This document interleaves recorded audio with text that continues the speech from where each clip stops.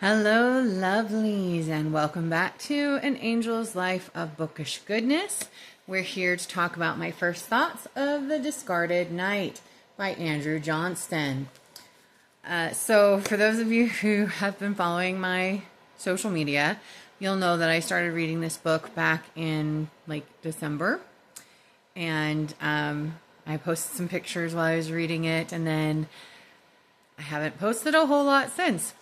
And it's not because of anything to do with this book. It's everything to do with my life being chaotic. I actually had to restart this book 3 times.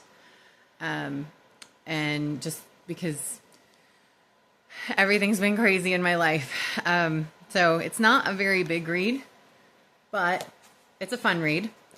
It is a portal fantasy about a young man who is growing up in Victorian England, gets sucked into an alternate reality, I guess pocket universe maybe is a better way to describe it, and ends up having to become a knight to save his family.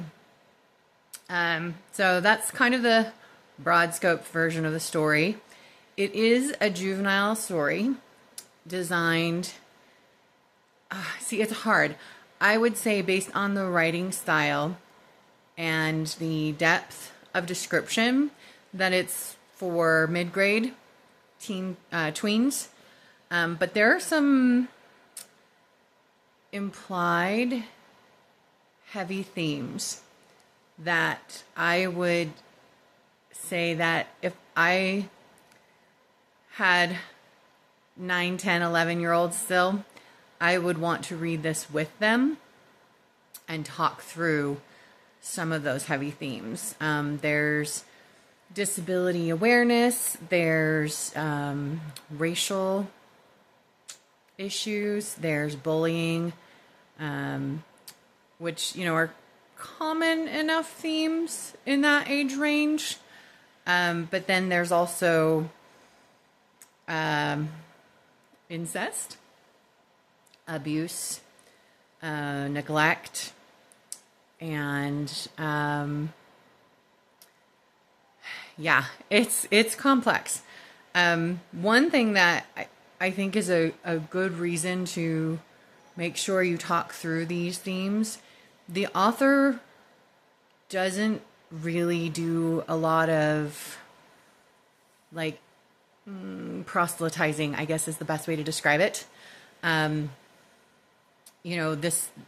This reality is just the reality that exists, and this is how this character is processing his experiences based on his limited experience and knowledge.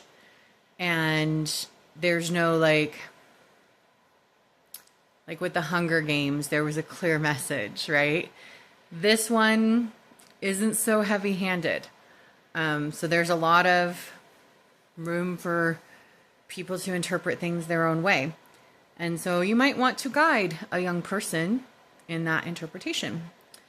But yeah, I enjoyed it. It was a fun read. Fun.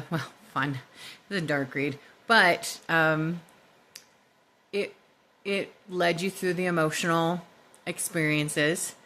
And it's always fun to read a book that gives you range of feeling.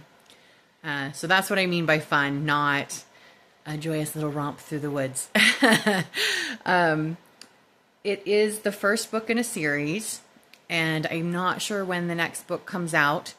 It does wrap up things mostly nicely with the tease for the next book, but it's one of those that you can end it here and be like, oh, okay, I feel satisfied. Whereas sometimes when you have these smaller books, it leaves on this huge cliffhanger and you don't feel like anything was resolved. This one does not do that. It works really nicely as a single read, and you feel satisfied when you finish reading it with a possible future excitement of what may be coming next. Then those are always my favorite way to do series, personally. So that's the book. It's available, I believe, on all retailers, in ebook and in paperback. As you saw, paperback isn't super big, but it's a very lovely cover to put on your bookshelf. And yeah, I definitely enjoyed it, and I hope you guys give it a shot. If you read it and you'd like to chat about it, feel free to message me and let's have a conversation. Until next time, keep reading.